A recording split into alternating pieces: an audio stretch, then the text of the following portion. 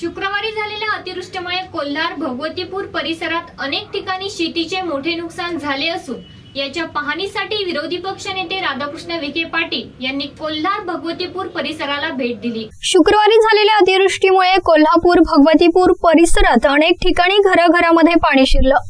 तसेच शेतीतील उभी असलेली सोयाबीन, मका, घास, कापूस यांसारखी पिके भुईसपाट झाली। यामध्ये शेतकऱ्यांचं मोठं आर्थिक नुकसान झालं।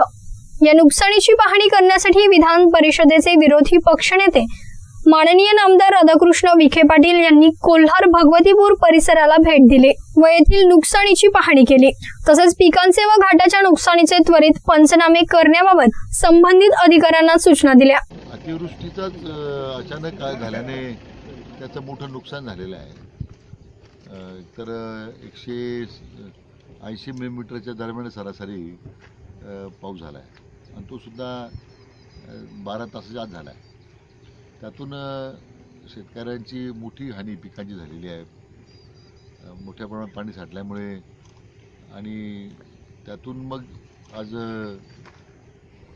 पिकाच्या हानीबरोबर मग काही ठिकाणी घरं पडलीत। एक गोष्ट सुदैवाने घटना चांगली घडली की त्यातून जीवितहानी कुठे घडली नाही।